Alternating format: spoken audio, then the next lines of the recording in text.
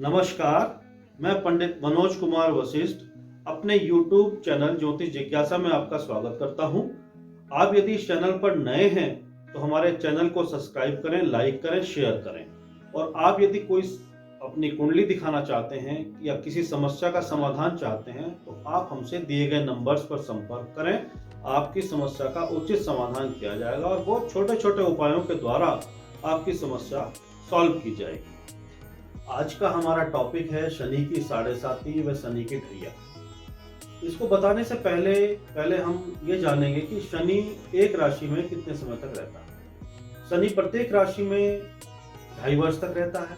12 राशियां होती हैं और 12 राशियों में जब 2.5 वर्ष के हिसाब से हम देखते हैं तो 30 वर्ष में शनि का एक चक्र पूरा होता है। तो इसी तरीके से अगर हम यहाँ पर बात करेंगे कि हमारी ये जैसे कि हम मेष राशि की बात करें, जैसे कि इसमें दिखाया गया है कि मेष राशि में शनि 2.5 वर्ष रहेंगे, उसके बाद अगली राशि में ऐसे करके एक चक्र पूरा होता है। शनि की साढ़े साती इसलिए कहा जाता है कि जब शनि किसी चंद्र राशि में से 12वें भाव में प्रवेश करता है तो 2.5 वर्ष उसके हो गए और 2.5 वर्ष चंद्र राशि पर भ्रमण करेगा। उसके बाद 2.5 वर्ष उससे दूसरे भाव में भ्रमण करेगा। तो ऐसे 2.5 मिलकर के 7.5 वर्ष की साढ़े साती बोली जाती है। इसको एक उदाहरण के तौर पर समझते हैं। जैसे कि यहाँ पर दिया गया है, ये एक मेष राशि का कुंडली बनाई गई है। ये चंद्रमा मेष राशि में है। जब शनि इसके 12वें भाव यानी मीन राशि में आएंगे तब शनि की साढ़े साती प्रारंभ होगी। 2.5 वर्ष इसमें रहेंगे। उसके बाद शनि यहाँ मेष राशि में 2.5 वर्ष लगेंगे और 2.5 वर्ष यहाँ पर वृषभ राशि में लगेंगे। तो ये 2.5 मिलकर 7.5 वर्ष का टाइम होता है। जैसे ही शनि इस राशि से निकलकर मिथुन में जाएंगे तो शनि की साढ़े साती का असर समाप्त हो जाता है या साढ़े साती समाप्त हो जाती है। अब इसमें यह होता है कि साढ़े साती का प्रभाव क्या रहेगा। तो साढ़े साती हमें जब भी शनि 12वें भाव में प्रवेश करते हैं तो शनि की साढ़े साती के कारण व्यक्ति को डिप्रेशन, टेंशन और कई कार्यों में रुकावट आना इत्यादि इत्यादि की समस्याएं होती हैं। तो इसी तरीके से हम देखते हैं कि जब शनि साढ़े साती किसी की भी प्रारंभ होती है तो उसे एक अजीब सा उसके डिसीजन पावर में थोड़ी दिक्कत होती है। व्यक्ति कई बार ऐसे ऐसे कार्य करने लगता है जो उसे लगता भी नहीं कि मैंने कर दिए होंगे ये कार्य। इसमें कई बार ऐसा भी होता है कि व्यक्ति वही कार्य करता है जो जैसे कि किसी डाली पे बैठे हैं ना उसी को काट रहे हैं। तो इस तरीके के भी कई बार एग्जाम्पल्स देखे गए हैं। तो शनि की साढ़े साती जब प्रारंभ होती है उसके अंदर इस प्रकार के रिजल्ट हमें देखने को मिलते हैं। इसी को शनि की साढ़े, इसका कारण असलियत में ये होता है कि शनि का प्रभाव यहाँ पर चंद्रमा के ऊपर काफी ज्यादा है, मन के ऊपर काफी ज्यादा पड़ता है। और शनि इसमें पूर्व जन्म के कर्मों का फल हमें देते हैं। हमारे अच्छे या बुरे जो भी हमारे कर्म हैं उनका फल यहाँ पर प्रदान किया जाता है। ऐसा कहा जाता है कि साढ़े साती के अंदर शनिदेव हमारे अच्छे बुरे कर्म का फल प्रदान करते हैं। शुरुआत में ये थोड़ा हमें ज्यादा संघर्ष करना पड़ता है अपनी ही साढ़े साती के अंतर्गत। ये हमें उसके बाद में उन कार्यों को जो हमारे बिगड़े हुए होते हैं उनको ठीक भी कर करके जाते हैं अंत में। तो इस प्रकार से जो है यानी एक तरीके से ये कहा जा सकता है कि शनि जैसे कि किसी सोने को तपाया जाता है तो वो सोना तप के कुंदन बन जाता है, उसी तरीके से शनि की साढ़े साती में व्यक्ति को पहले शुरुआत में संघर्ष करना पड़ता है, उसके बाद उनका निदान भी शनि करके जाते हैं। तो यह यहाँ पर ये देखने में पता चलता है कि व्यक्ति काफी ज्यादा उसको जब शनि की साढ़े साती समाप्त होती है तो उसे एक नया अनुभव प्राप्त होता है और भी बहुत सी चीजें उसको इसके एक अलग नया कॉन्फिडेंस उसके अंदर उत्पन्न हो जाता है। एक मान्यता के अनुसार या ज्योतिष में कुछ अनुभव के आधार पर यह भी कहा जाता है कि जब शनि की साढ़े साती प्रारंभ होती है तो उसका जो पहला चरण होता है वो उसका प्रभाव व्यक्ति के सिर पर, दूसरे चरण जो होता है उस पर व्यक्ति का प्रभाव उसके पेट पर और तीसरा चरण जो होता है अंतिम चरण जिसे बोलते हैं उसका प्रभाव उसके पैरों पर होता है। प्रैक्टिकल में ये बात देखी भी गई है कि जब पहला चरण स्टार्ट होता है तो व्यक्ति को मानसिक यानी ब्रेन का मतलब होगा कि आदमी मानसिक तनाव में ज्यादा रहता है। वो कुछ ऐसे निर्णय करता है जिसमें कि उसे खुद नहीं पता होता कि मैं क्या कर रहा हूँ, अच्छा क्या है, बुरा क्या है। और कई बार उसका प्रभाव व्यक्ति के वाणी में भी हम गलत उसका प्रभाव लाते हैं। किसी को गाली गलौज इत्यादि भी हमारी बढ़ जाती है। कुछ लोग नशा वगैरह ज्यादा करने लगते हैं। इस तरीके की चीजें देखी जाती है।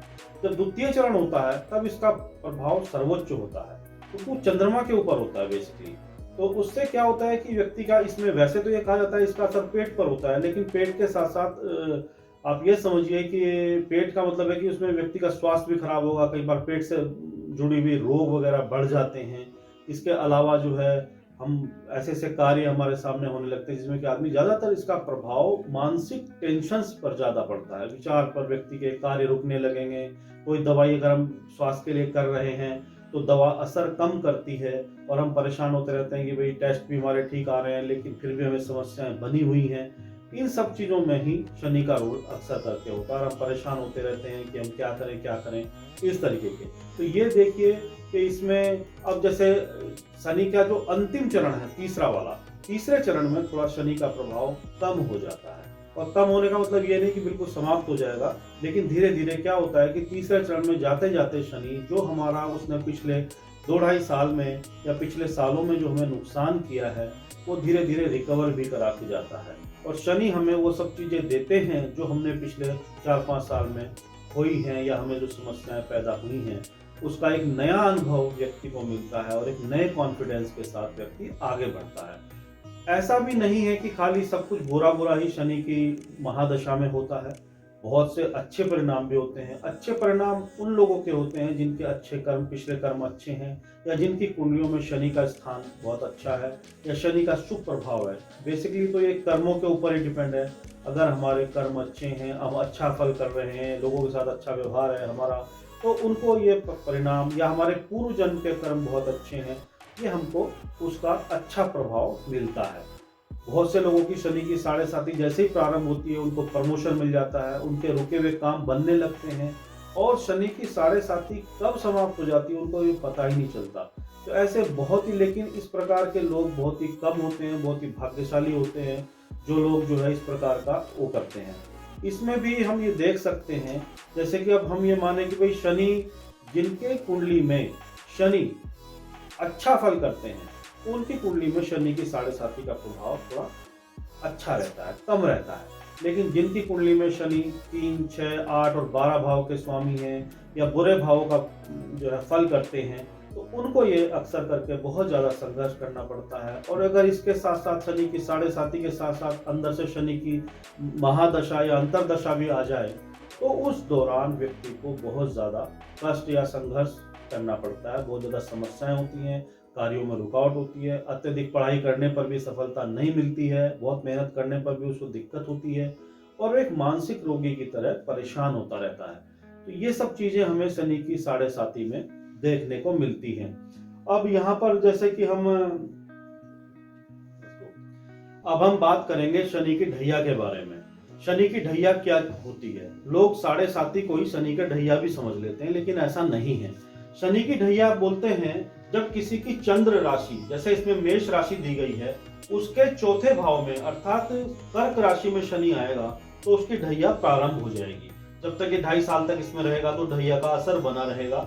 ऐसे ही जब शनि की चंद्र राशि से हमारी अष्टम भाव में या वृश्चिक राशि में शनि चलेगा तो ये 8वें मतलब चौथे और 8वें भाव में जब शनि चलते हैं तो इसको हम शनि की ढैया बोलते हैं। इनका भी अपना एक अलग प्रभाव होता है, हालांकि 7.5 में अलग होता है, ढैया में भी उसके बराबर का ही होता है लेकिन थोड़ा सा कम होता है। जब शनि के चौथे स्थान पर शनि चलेगा तो ये चूंकि चौथा स्थान सुख का, वाहन का इत्यादि हर चीजों का, घर का सुख वगैरह होता है, इसमें हमारा ट्रांसफर वगैरह भी हो सकता है।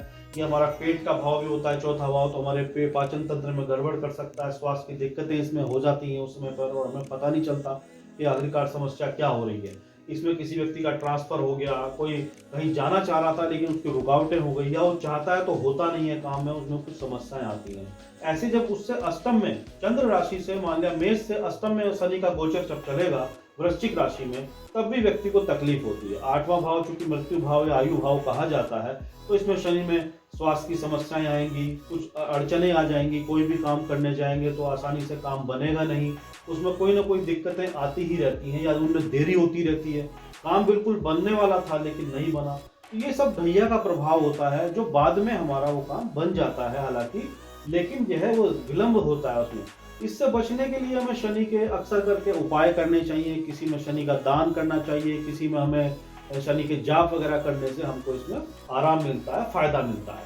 कुल मिलाकर के बात कही जाए तो शनि की साढ़े साती और शनि की ढैया तो दोनों के दोनों ही व्यक्ति के ऊपर प्रभाव डालते हैं, लेकिन साढ़े साती में जो इफेक्ट होता है वो थोड़ा ज्यादा होता है और बाकी ढैया में थोड़ा उतना प्रभाव उसका देखने को प्रैक्टिकल में नहीं मिलता है।